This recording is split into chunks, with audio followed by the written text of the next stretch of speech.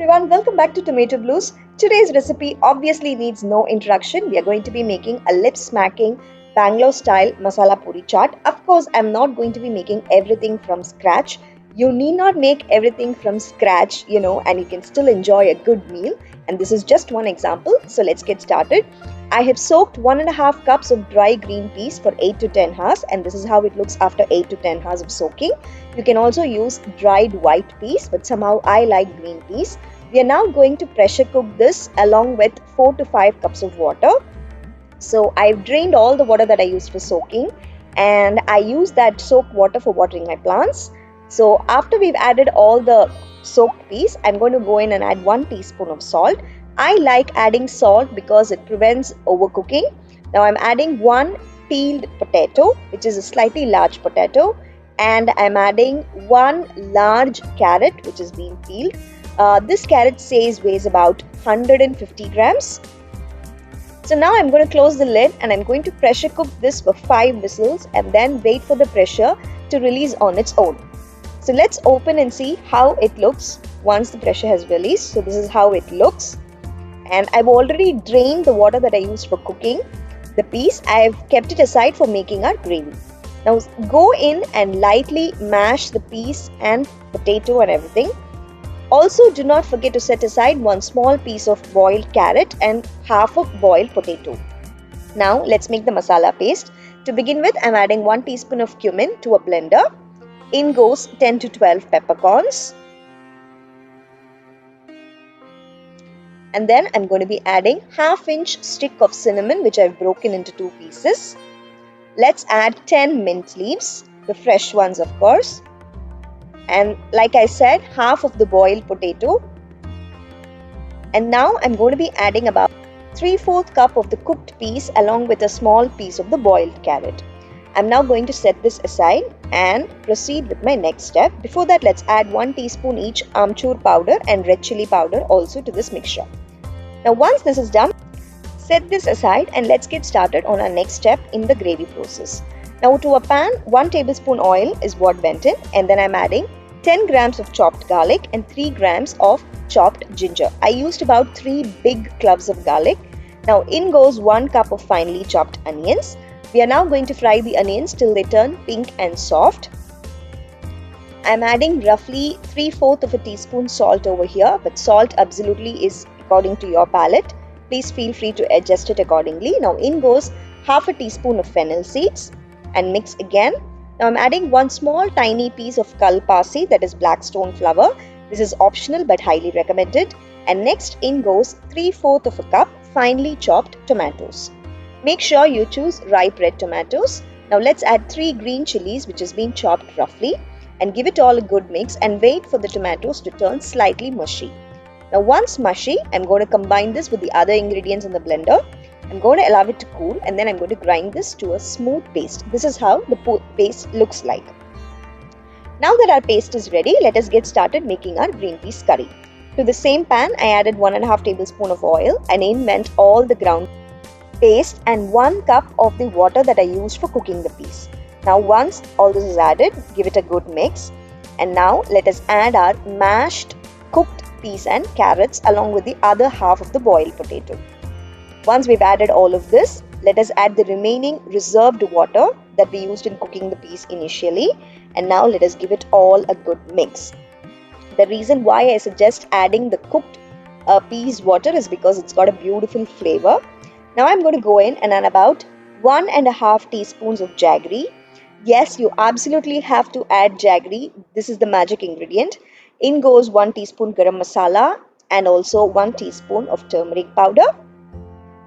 Now once we've added all this, I'm going to go in and give it a good mix. At this stage, make sure that you check for salt. I'm using a kadai which is 3 liters in capacity roughly. So this will make about 6 cups or 6 plates of masala puri. Now I've added 1 teaspoon of salt. Now once we've added the salt, I'm going to give it a good mix and we're going to allow this to simmer on very low flame for about 10 minutes. You can see that the gravy changes color to a light dullish green as and when it simmers. If you can see the color now, you can understand what I'm trying to say. So as and when the gravy is simmering, you can see that the color changes to a light dullish green, and this is how it looks after 10 minutes of simmering on low flame. Now the gravy is done. Let's get started on the puris. I do not get readily available puris over here, so I tend to resort to frying these puri fryams that I get. But if you do get readily available puris, please just go for it and skip this step. Like I said, you need not make everything from scratch, and yet you can have a good, nice chaat meal at home. Sometimes life is all about just having some fun. Now once I have fried the puris, I have drained all of them on a separate paper towel lined colander. Now that the puris are ready, let us assemble our masala puri. To begin with, take a deep bowl and crush about 6 to 8 puris in the bowl. You will also be needing mint chutney and sweet chutney, that is dates and imli chutney for this masala puri chaat. I used store-bought dates and imli chutney, and the mint chutney recipe can be found on my blog tomatoblues.com. I'll add the recipe link in the description box. Don't forget to check it out. You'll also find many more recipes like this on tomatoblues.com. So do give our blog a visit after you finish watching this video, my friends. Now once we've crushed all our puris, I'm going to go in and be very generous with my gravy. I'm someone who likes more gravy and less puri. So I'm going to spoon about, or rather, pour about 2 cups of the cooked masala piece gravy. You can see that it's piping hot. Generally, masala puri tastes amazing only when it is served piping hot. And in case you have leftovers, you can always store it in the fridge. You can reheat it up the next day and you can serve it again. So like I said, I like more piece gravy and a little bit less of puri. If you're someone who's like the opposite, then that's great too. So once we have spooned over all the gravy, we're going to go in and add different kinds of toppings. Today I've gone with shredded carrots, coriander leaves, finely chopped onions and tomatoes. What else can be added is you can add finely chopped raw mango, finely chopped cucumber, finely grated beetroots, and you can also add pomegranate. Of course, adding pomegranate, beetroot and all is not the typical street style Bangalore wala masala puri, but just to give it a healthier upgrade, you can do all this. However, the raw mango addition is a true game changer, so I strongly suggest that you try adding raw mango. Now that we've added all the toppings, let us add 1 tablespoon of sweet sauce. I use Mother's recipe, a bottled sweet sauce. This is not a sponsored post, it's just my recommendation, it's really good. Now go in and add 2 tablespoons of mint chutney. And now I'm going to be very, very generous with the save because I love my save. Tell us in the comments what is your favorite topping on your chaat items. And let's go in and add some more chopped coriander.